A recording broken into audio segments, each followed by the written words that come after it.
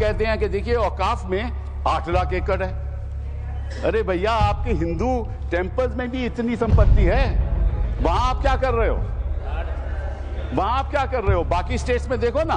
अच्छा, और ये नहीं कि हर धर्म में सुधार नहीं होना चाहिए, सुधार होना चाहिए, मैं आपके साथ सहमत हूं। हिंदू धर्म में भी सुधार लाना चाहिए, लाना चाहिए ना, हिंदू धर्म भी सुधार लाना चाहिए। जो हमारी सरकार ने किया है वो मुस्लिम भावना के सम्मान के लिए किया है। और जहां तक मैं कहना चाहूंगा, हिंदू समाज के बारे में बात करते हैं, हमारे यहां कोई प्रॉब्लम नहीं है।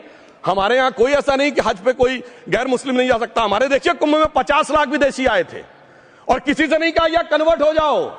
इसलिए मैं कहना चाहता हूं, हिंदुइज्म की धारणा और बाकी धारणा का जो तुलना करने का प्रयास करते हैं वो बहुत उचित नहीं है। मगर सभापति महोदय, इस वक्त में कई अद्भुत नजारे दिखाए। इस्लाम में जो काफिर से ज्यादा मुशरिक और शिर्क को बुरा माना गया, नहीं जो भगवान को माने ही नहीं। यहां देखिए वो लेफ्ट के लोग जो कहते धर्म एक अफीम है, वो आज खुदाई खिदमतगार बन के खड़े हो गए। सोचिए कैसा बदलाव आया है। और सर, मुझे एक और चीज नजर आती है। एक पुराना गीत था, वक्त ने किया क्या हसी सितम। तो आज मैं कहना चाहूंगा, वक्त ने किया क्या हसी सितम कि मुस्लिम लीग और शिवसेना मिलके हो गए हम। और मैं कहना चाहता हूं, ये मुस्लिम लीग वो है जिसने सेपरेट इलेक्टोरेट की मांग की थी और इस शिवसेना के उबाटा के हमारे इस सदन के एक सदस्य हैं।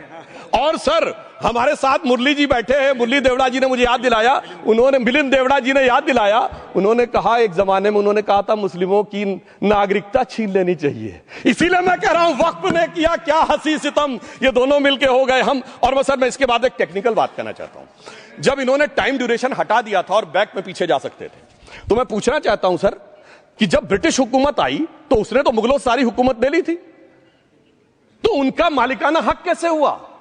सर, 1707 के बाद तो इस्लामी हुकूमत दिल्ली से खत्म हो गई थी।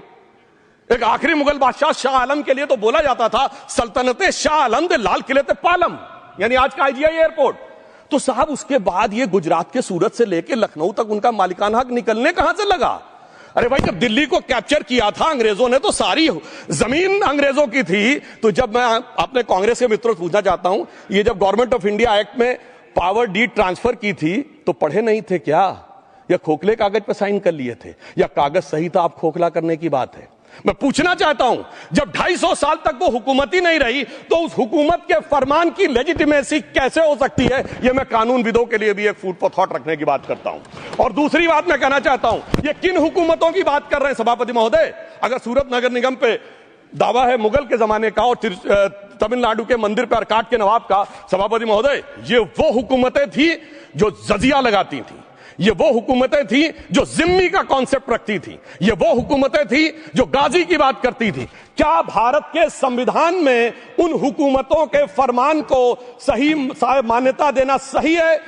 बिल्कुल गलत है। मैं कहता हूं, बाबा साहब अंबेडकर के संविधान में यदि आप ऐसी हुकूमतों के फरमान को रखने की कोशिश करते हैं तो this is fraud on constitution. और हमारी सरकार ने अगर बैकडेट से वो बंद किया है तो उस फ्रॉड को रोकने की पूरी व्यवस्था की है। और यहां पर मैं ये भी कहना चाहता हूं सभापति महोदय, जमींदारी उन्मूलन 1948 में हो गया, मगर ये बाद में जमींदार कैसे क्रिएट हो गए? हमने बचपन में विनोबा भावे, हम लोगों के जन्म से बहुत पहले की बात है, विनोबा भावे जी के भूदान आंदोलन की बात सुनी थी, जिसमें जमींदारों से पैसा लेके जमीन लेके गरीबों को दी जाती थी। पर सभापति महोदय, कभी आपने सुना कि गरीबों की जमीन जमींदारों को मिल जाए? वो 2013 के बोर्ड ने वो व्यवस्था कर रखी थी। यानी वो भूदान आंदोलन था गांधी जी के शिष्य विनोबा जी का, तो आज के गांधियों के नेतृत्व में भू हड़प आंदोलन शुरू हो गया। अगर वो भूदान आंदोलन था तो ये भू हड़प आंदोलन था। इसलिए मैं एक और बात भी कहना चाहूंगा सभापति महोदय कि जिन हुकूमतों के फरमान की बात की जाती है, एक और फैक्ट है, इसको कोई अन्यथा न ले, जितने मुस्लिम बादशाह अलाउद्दीन खिलजी के बाद उन्होंने बगदाद की खलीफा का खुतबा पढ़ा है।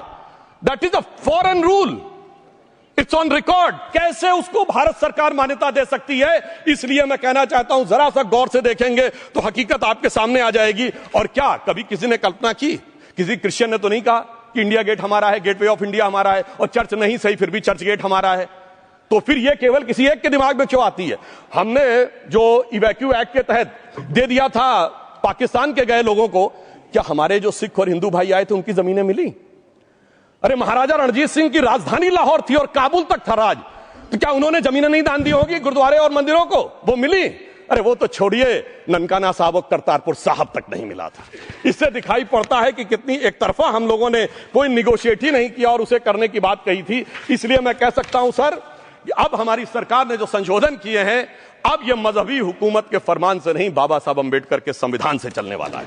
अब मैं अंत में उस विषय के ऊपर आता हूं जिसे सांप्रदायिक राजनीति बनाम सेकुलर राजनीति इसके ऊपर कहा जाता है।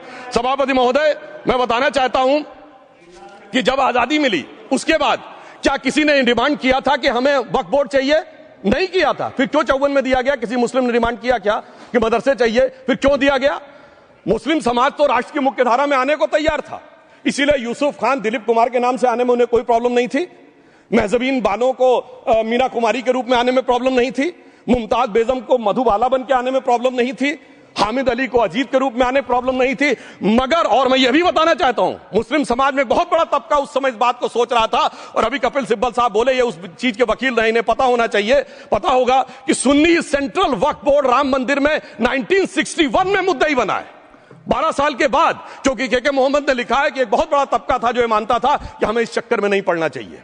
मगर अफसोस कि वही लेफ्टिस्टों, सेकुलरिस्टों ने उनको समझाकर इस मुकाम तक लाकर खड़ा कर लिया। अब यहां मैं एक और बात कहना चाहूं, खैर छोड़िए उन सरकारों ने बाद में क्या दिया, मगर उसके बाद सुनिए, इंदिरा जी के जमाने में मुस्लिम पर्सनल लॉ बोर्ड आया, तो राजीव जी के जमाने में शाहबानो केस आया, तो नरसिम्हा राव के जमाने में 95 का एक्ट आया, तो मनमोहन सिंह जी के जमाने में 2013 का एक्ट आया, मगर इलाज नहीं निकला। तो इसे एक शेर में कहूंगा कि मरीजे सेकुलर इश्क पर लानत खुदा की, मर्ज बढ़ता गया जो तौबा की। अब मैं सभापति महोदय एक और बात कहना चाहता हूं। शुरू के 20-25 साल में मुस्लिम समाज के बारे में मैं कहना चाहता हूं, आज जब आजादी मिली तो मुस्लिम समाज के प्रतीक कौन थे? उस्ताद बिस्मिल्लाह खां, उस्ताद फरीदुद्दीन डागर, उस्ताद बड़े गुलाम अली, उस्ताद जाकिर हुसैन, जिनकी अभी कुछ दिन पहले डेथ हुई, बड़े बड़े नगमा निगार हसरत जयपुरी, मजरूर सुल्तानपुरी, साहिर लुधियानवी, कैफी आजमी, जोश मलियाबादी, जिगर मुरादाबादी। अब सर क्या हो गया? तब मुस्लिम समाज इन अदब के शाहकारों के साथ जोड़ा जाता था। आज मुस्लिम समाज का नेतृत्व किन लोगों के साथ जोड़ता है? इशरत जहां, याकूब मेनन, मुख्तार अंसारी, अतीक अहमद, दाऊद इब्राहिम। कौन जोड़ रहा है ये? तब से सर, जब से ये सेकुलर हो गया देश 1976 से और सेकुलर सियासत शुरू हुई, उसने ले जाकर इनको इस मुकाम तक पहुंचाया। और इस वक्फ बोर्ड के बिल में भी जो बात कही जा रही है सर, मुस्लिम समाज को यह समझाया गया कि तुम्हें बीजेपी वालों को तुमसे बड़ी अदावत है, और कहा गया इनको बड़ी मोहब्बत है। जब यह देश आजाद हुआ, मैं उत्तर प्रदेश का रहने वाला हूं, उत्तर प्रदेश में 1931 की सेंसस में 8% रेट ऑफ डेथ थी और सैयद मुसलमानों में 24% थी। यूपी की ब्यूरोक्रेसी में 20% थे। आज कहां चले गए सब?